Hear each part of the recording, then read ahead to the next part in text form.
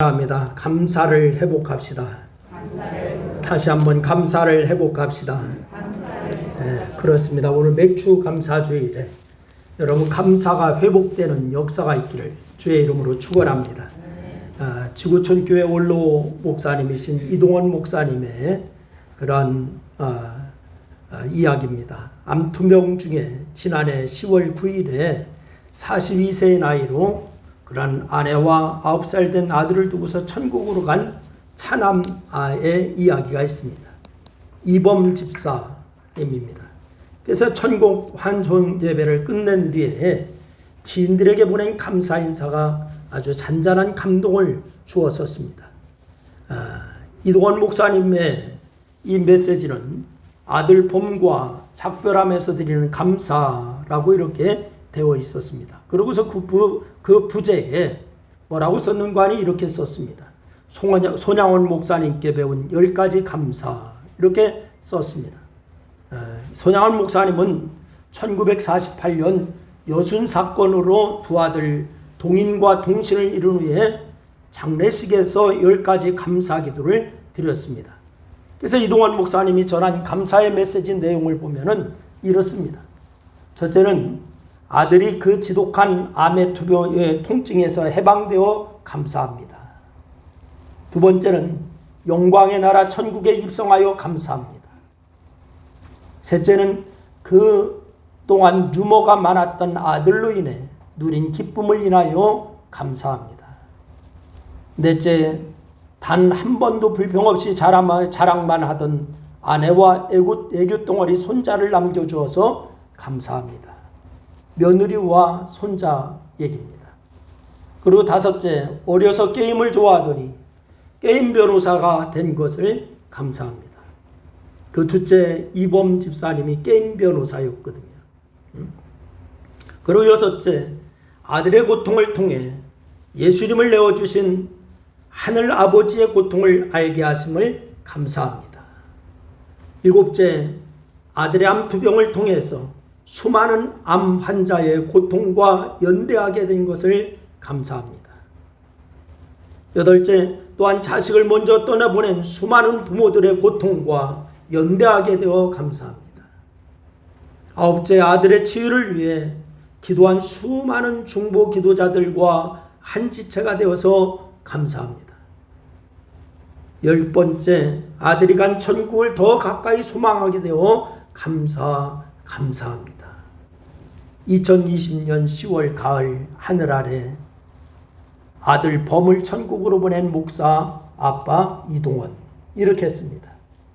여러분, 그렇다고 아버지로서 그 목사님 안에 슬픔이 없었던 것은 아닙니다. 이 목사님은 아들이 걸었던 산책길이라고 하는 글에서 이 목사님이 이런 글도 남겼어요. 내가 짧게 머물던 집으로 돌아오며 우리 다시 만날 천국집을 그린다. 넌 이 집으로 다시 돌아오지 못하겠지만 엄마와 난 하늘집에서 찾아가마, 저 집으로 찾아가마 곧 머지않아. 아들이 하늘로 떠난 셋째 날에 LA에서 이동원 이렇게 썼어요. 여러분, 목사님은 이렇게 무한한 슬픔 가운데 있으면서도 감사를 놓치지 않았던 그러한 감사를 하나님 앞에 드렸습니다. 여러분, 데살로니가전서 5장 18절 말씀해 보니까 이렇게 말씀을 합니다. 범사에 감사하라. 이것이 그리스도 예수 안에서 너희를 향하신 하나님의 뜻이니라 라고 말씀하고 있습니다. 여러분, 범사에 감사하는 것이 하나님의 뜻이랍니다. 우리 다 같이 한번 읽겠습니다. 다 같이 데살로니가전서 5장 18절 다 같이 시작. 범사에 감사하라. 이것이 그리스도 예수 안에서 너희를 향하신 하나님의 뜻이니라. 할렐루야. 여러분, 그리고 이렇게 감사하는 것은 성경에 수없이 많이 나와 있습니다. 그러니 감사는 주님이 우리에게 하신 명령인 줄로 믿으시기를 바랍니다. 그러나 코로나19 사태로 인해서 언제부터인가 감사가 사라지고 원망이 생기고 분노가 생기기 시작했어요. 여러분, 물론 어렵고 힘드니까 짜증이 나고 원망이 나는 거 당연하다라고 얘기할 수 있습니다. 그러나 한 번 더 생각해 보면은 우리가 이런 상황에서 원망하고 불평한다고 해서 상황이 달라지는 것은 없습니다. 여러분, 이 코로나 상황에서 내가 원망하고 불평하고 짜증낸다, 그래서 상황이 달라지는 거 하나도 없어요. 오히려 내 마음만 더 불편하게 됩니다. 원망하고 불평하다가 죄만 짓게 됩니다. 그러니 이렇게 힘들고 어려운 상황일수록 우리는 감사를 회복해야 될 줄로 믿으시기를 바랍니다. 그렇다면 어려울수록 왜 감사를 회복해야 될까요? 여러분, 첫째는 감사는 원망과 다툼을 사라지게 하는 열쇠이기 때문에 그렇습니다. 다 같이 한번 따라합니다. 감사는 원망과 다툼을 사라지게 하는 열쇠다. 그렇습니다. 여러분, 오늘 본문의 배경이 되는 사건을 우리는 잘 알고 있습니다. 욥이 특별히 무슨 잘못한 것도 없는데 엄청난 고난이 옵니다. 욥기서 1장 1절 말씀해 보니까 욥을 소개하는데 뭐라고 소개하는가? 우리 다 같이 한번 1장 1절을 한번 읽습니다. 다 같이 시작. 우스 땅에 욥이라 불리는 사람이 있었는데 그 사람은 온전하고 정직하여 하나님을 경외하며 악에서 떠난 자더라. 할렐루야.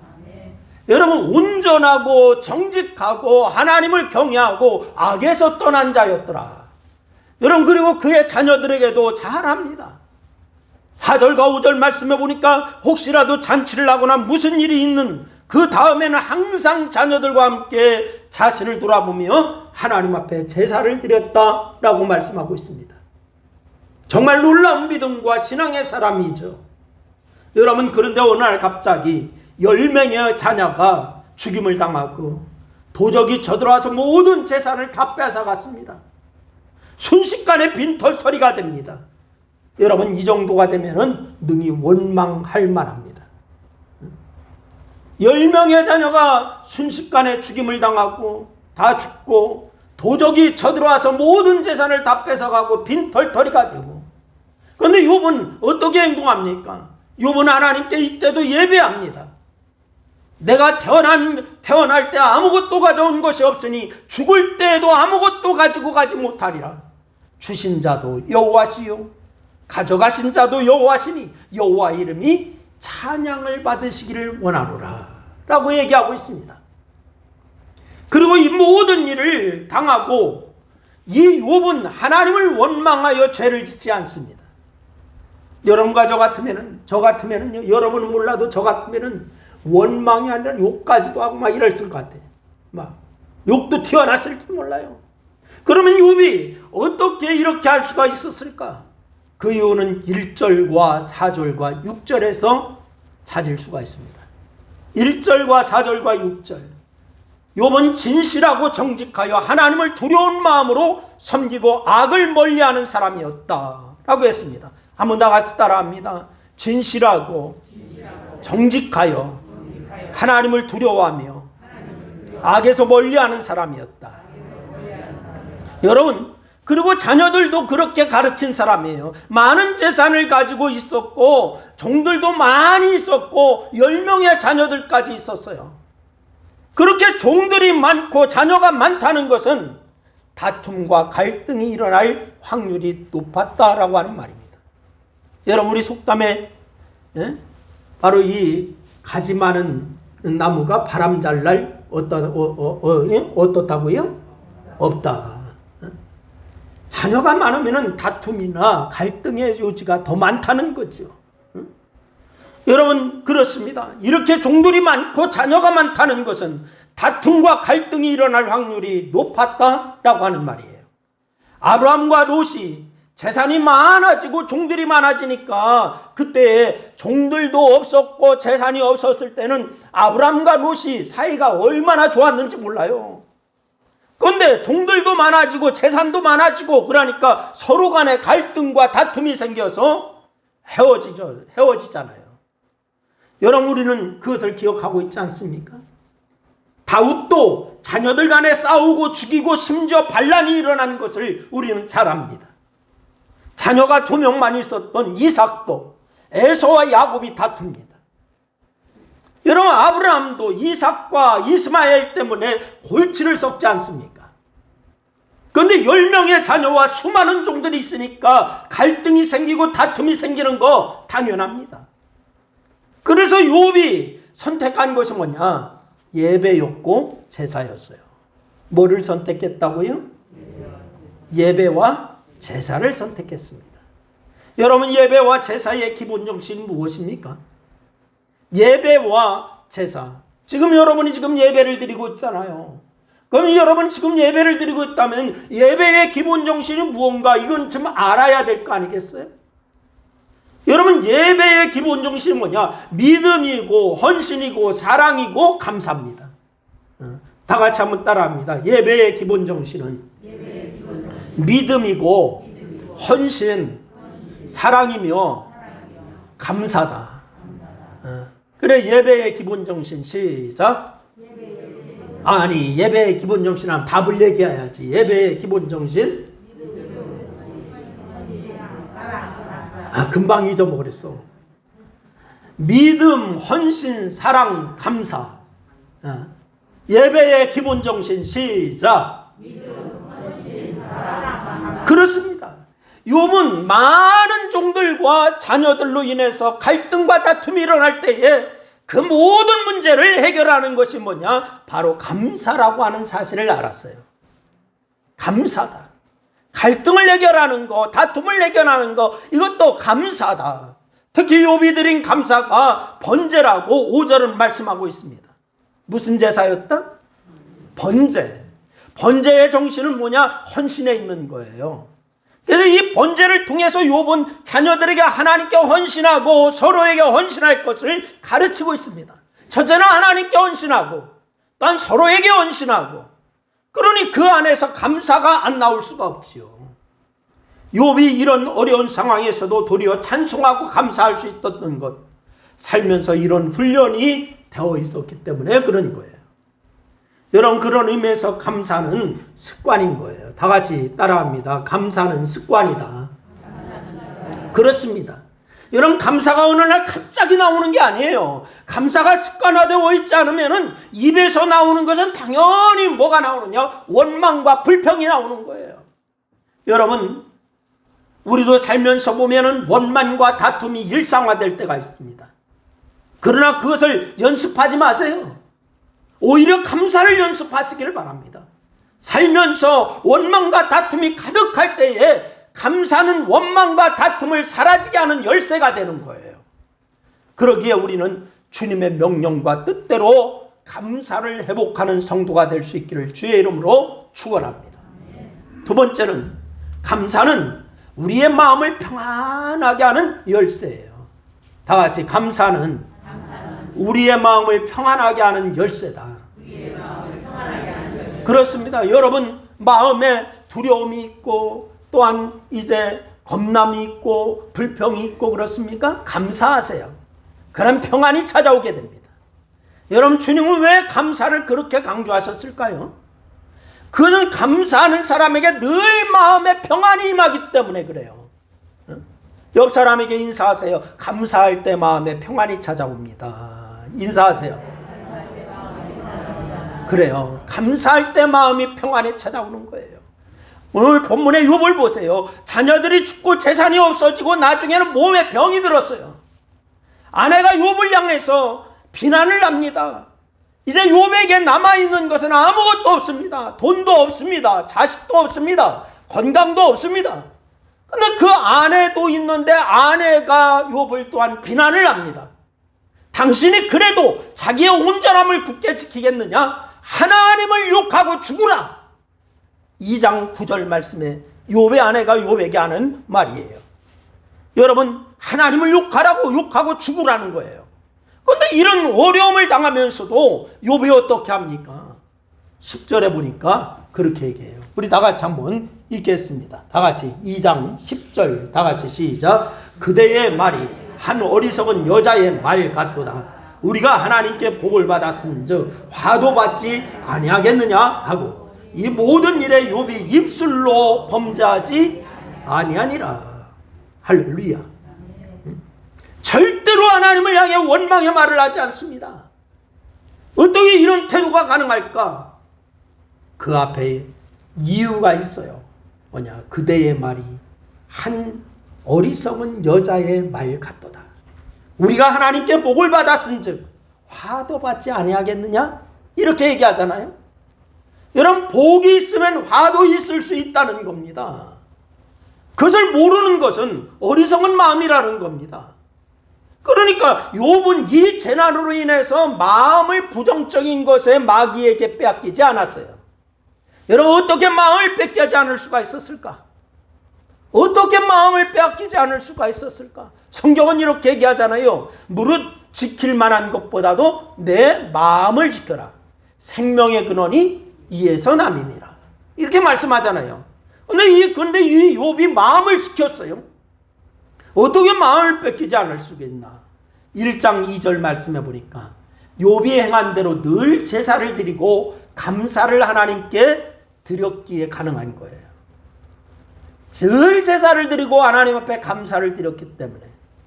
여러분, 사도 바울은요, 빌립보서 4장 11절로 12절 말씀에서 바울이 얘기하는 얘기가 있어요. 우리 다 같이 한번 읽습니다. 다 같이 시작. 내가 궁핍함으로 말하는 것이 아니라 어떠한 형편에든지 나는 자족하기를 배웠노라. 나는 비천에 처할 줄도 알고 풍부에 처할 줄도 알아. 모든 일 곧 배부름과 배고픔과 풍부와 궁핍에도 처할 줄을 아는 일체의 비결을 배웠노라. 할렐루야. 여러분, 사도 바울은 자족하기를 배웠다라고 합니다. 뭐 하기를 배웠다고요? 자족하기를 배웠다. 자족이라고 하는 게 스스로 만족하는 겁니다. 여러분, 스스로 만족이 무엇입니까?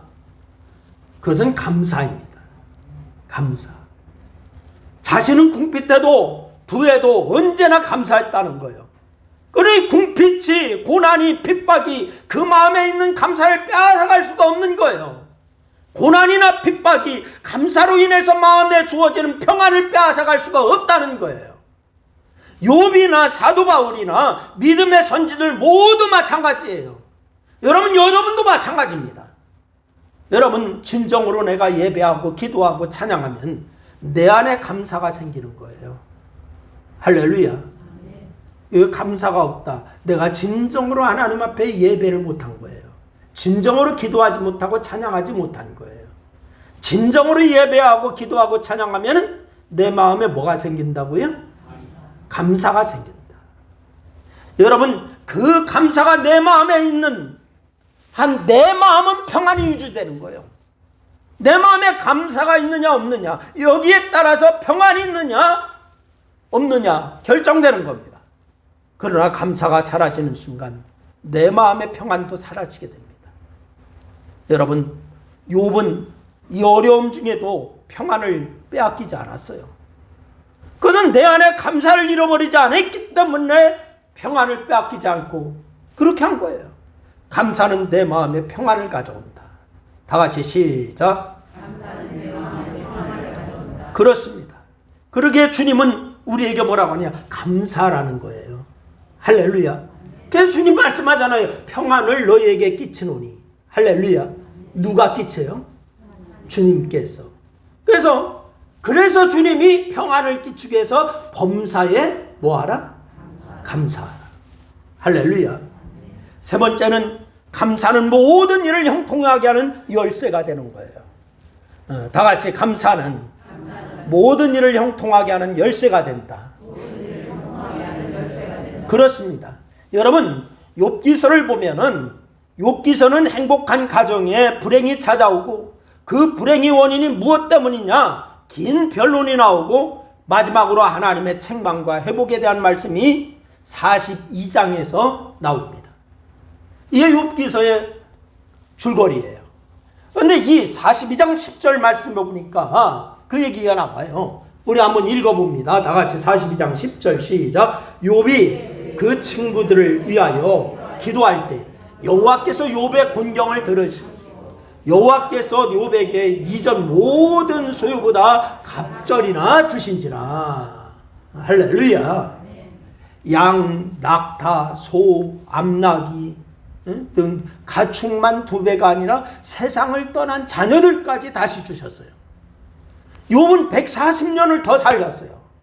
아들과 손자 4대를 보았고 늙어 나이가 차서 죽었어요. 우리 신광교회 모든 성도도 늙어 나이가 차서 하늘나라에 가시기 바랍니다. 할렐루야. 이게 얼마나 큰 복인지 몰라요. 장수의 복도 함께 누렸다 이 말이에요. 그런데 만약 욥이 그 고난 앞에 감사하지 못하고 원망하고 불평했다면 이런 일이 일어날 수가 있었을까요? 불가능합니다. 그러기에 감사는 형통의 열쇠인 거예요. 여러분, 요셉이나 다니엘을 보세요. 다윗을 보세요. 그들 모든 고난과 어려움 앞에 그들은 감사하는 삶을 살았습니다. 아니, 이들뿐만이 아니라 믿음의 사람들을 보면은 늘 그들은 고난 앞에서, 어려움 앞에서 감사하는 삶을 살았어요. 그래야 하나님이 그들에게 복을 주실 수밖에 없죠. 여러분, 복 받기를 원하시나요? 응? 복 받기를 원하지 않는 분도 있는 것 같아? 응? 여러분, 복 받기를 원하시나요? 여러분, 감사하세요. 여러분, 그렇게 이렇게 감사는 축복의 열매가 되는 거예요. 설령 이런 복을 받지 못하더라도 그 마음에 평안이 있고 감사가 있으면 그 인생은 행복한 인생이 되는 거예요. 행복한 사람이 되는 거예요. 여러분, 사실 행복하게 사는 사람에게는 이런 엄청난 복이 없어도 괜찮습니다.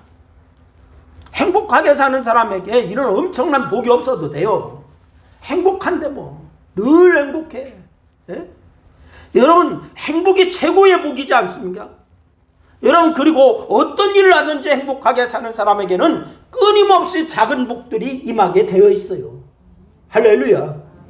여러분, 서두에 제가 이동원 목사님 10가지 감사의 말씀을 드렸는데 이제 많이들 알고 계시는 손양원 목사님의 감사를 제가 말씀을 드리려고 합니다. 손양원 목사님의 감사. 손양원 목사님은 살아계신 생전에 늘 기독교의 신앙은 고난을 통해서 더욱 단련된다라고 하는 그런 말씀을 하셨어요. 우리가 몇 년 전에 우리가 손양원 목사님 그런 기념관 우리가 방문한 적 있죠? 그때 여러분 거기에 우리가 다 확인했지 않아요? 응? 이 목사님은 교회와 민족을 위해서, 하나님 나라와 의를 위해서 하나의 썩어진 미랄이 되기를 소망하는 분으로 이 한센병 환자들에게 사랑으로 다가와서, 한센병 환자의 환부에는 사람의 침이 좋은 약이 된다면서 입으로 피고름을 빨았어요. 이 손양원 목사님이. 여러분, 그러다가 1948년 여순 사건 때 24살인 동인, 19살인 동신 두 아들이 죽임을 당하잖아요. 그런데 이 죽임을 당하는데 앞장섰던 사람, 사형장에서 살려내어서 아들을 삼으신 분이다. 두 아들을 죽이는 사람, 그 사람을 아들로 삼았어.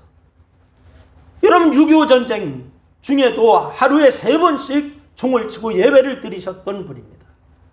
여러분, 6.25 얘기가 나와서 그렇지. 여러분, 6.25 이 낙동강 그 벨트까지 우리가 다 밀렸잖아요. 그것만 이제는 밀리면은 이 나라가 이제 다 패망하는 거야.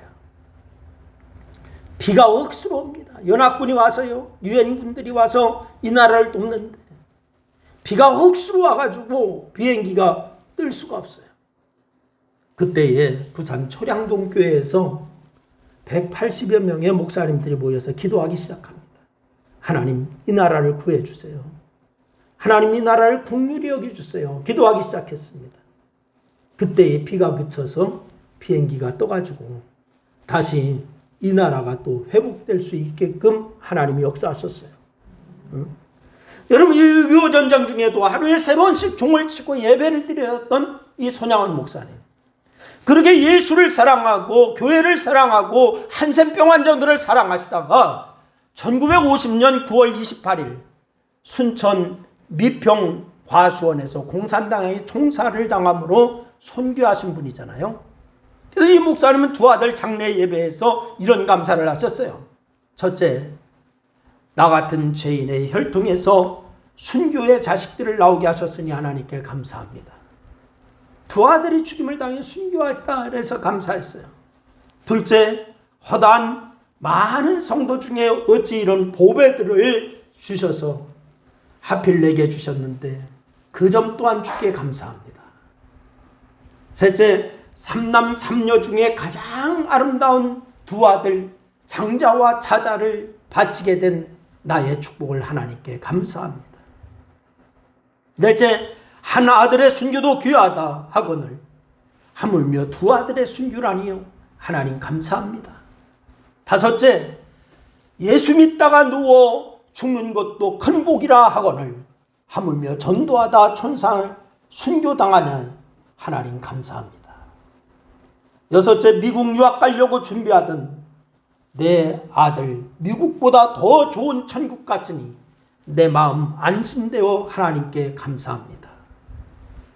일곱째, 나의 사랑하는 두 아들을 총살한 원수를 회개시켜 내 아들로 삼고자 하는 사랑의 마음을 주신 하나님께 감사합니다.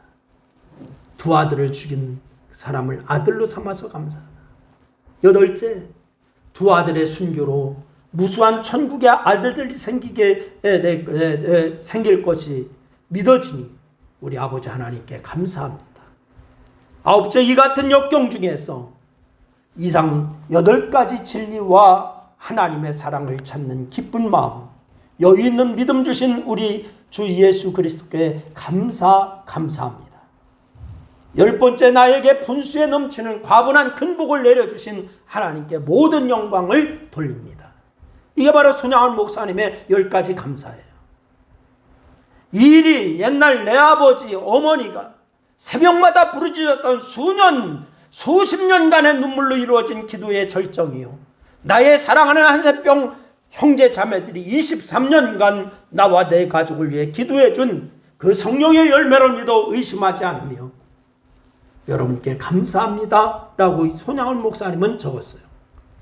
여러분, 감사 기도를 한 이 손양원 목사님이 말로만 감사한 것이 아니라 두 아들의 유학비로 준비했던 돈과 위로금을 합쳐서 감사원금을 드리는데 1만 원을 하나님께 드렸습니다.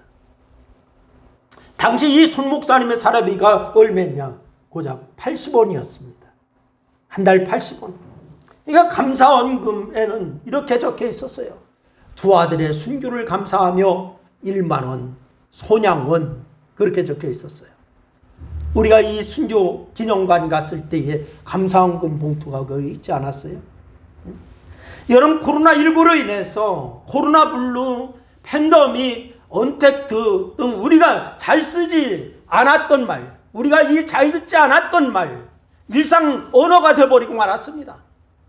감사가 사라지고 원망이 가득하고 비난과 비평과 또한 이 비판, 의심이 가득한 시대가 되었어요. 어떤 사람, 어느 동네 사람들은 우리 영업장 출입을 금한다라고 하는 글이 나돌았지 않았어요?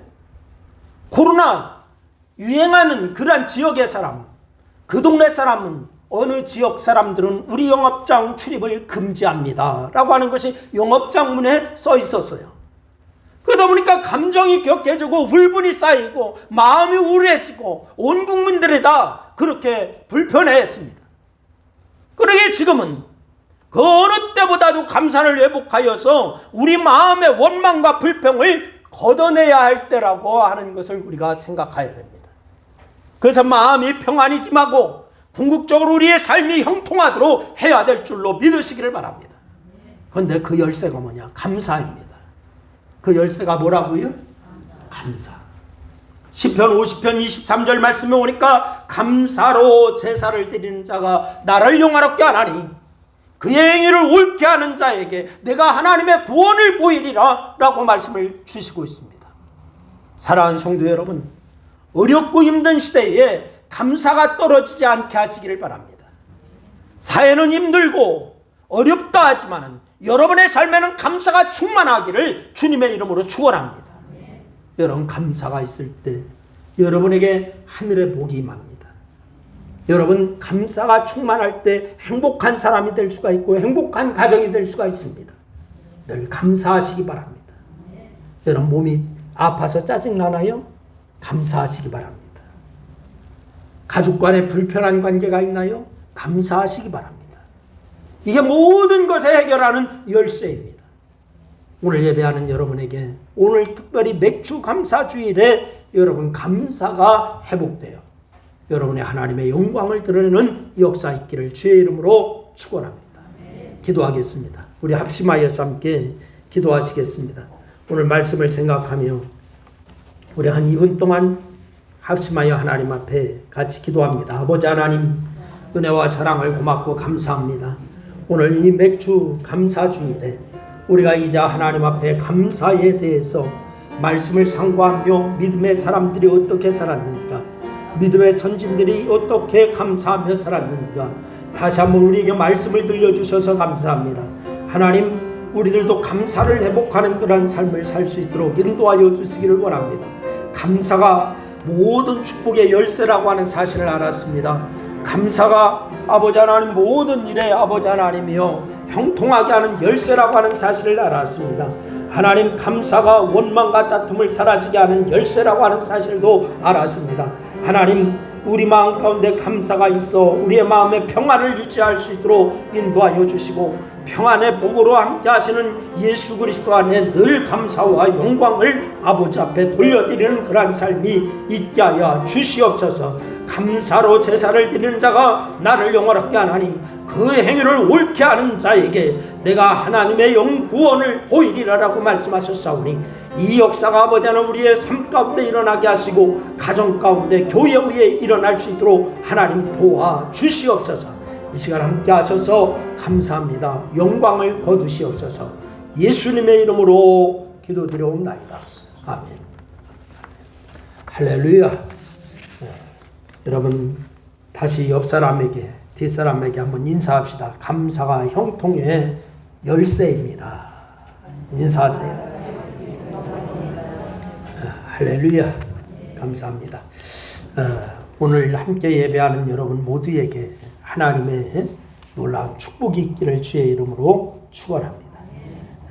여러분, 기도와 말씀 생활을 끊임없이 할 수 있기를 바랍니다. 우리가 호흡하는 거예요. 살아가는 원동력이에요.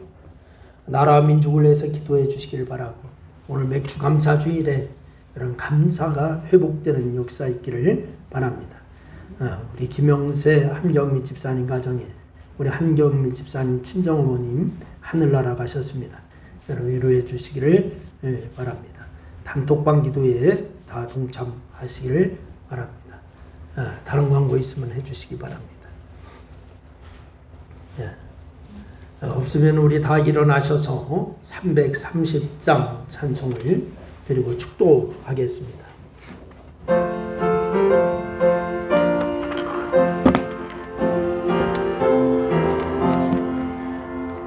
어두운 밤 시대리니 내 집은 지켜서 잔잇을 맺힐 때에 일찍 일어나 해돋는 아침부터 힘써서 일하라. 알 수 없는 밤이 속히 오리라. 어두운 밤 시대리니 내 직분 지켜서 일할 때 일하면서 늘지 말아라. 낮에는 의고하나 쉴 때도 오겠네. 일할 수 없는 밤이 속히 오리라. 어두운 밤 시대리니 내 직분 지켜서 진은에 비킨 볕에 임속이라니 그 빛이 닿아요소 어둡게 되어도 알 수만 있는 대로 imso 일하라. 아멘.